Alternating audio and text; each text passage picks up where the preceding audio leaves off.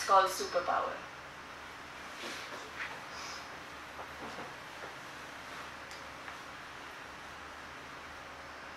Do you remember that woman?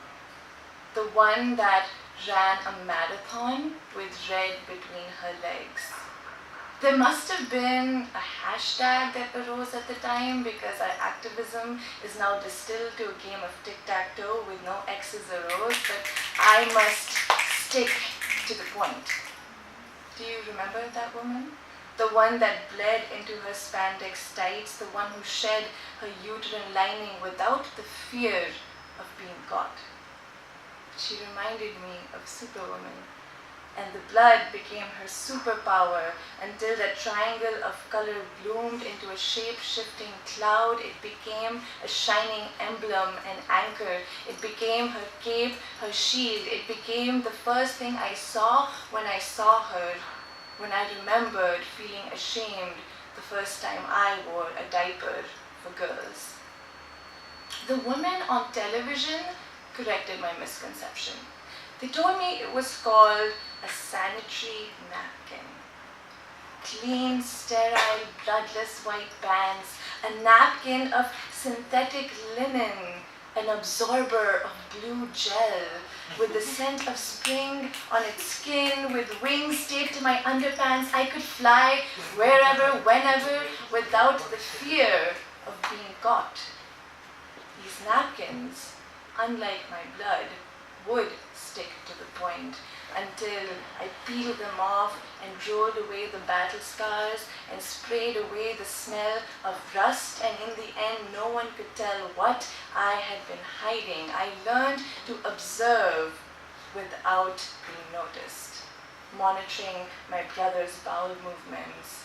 When my father shaved, I learned to behave like a woman well on her way to womanhood, to be both anxious and patient, to wait for the right moment to change, to replace the smell of iron with the smell of nothing, because it was better to be nothing than to be caught.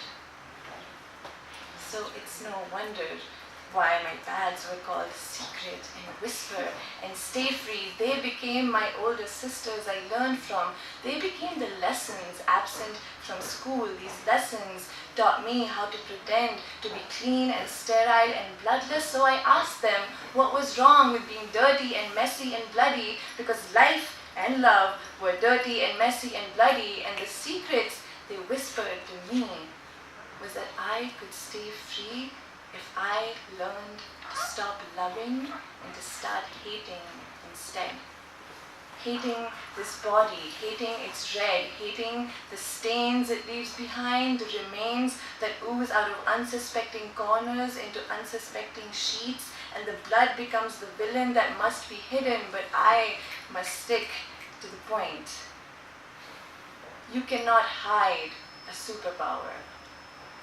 You cannot hide a superpower. It will find a way to seep out, to speak out. I can no longer stick to the point because I am not the one that's speaking anymore. My body refuses to be a secret, a whisper. My body wants to scream that it bleeds. My body wants to tell you that it's not magical or spectacular or unfair or impure. My body just bleeds, like breathing or blinking or dreaming or thinking. It just happens every month. Half the world bleeds, and my body has gotten used to the red.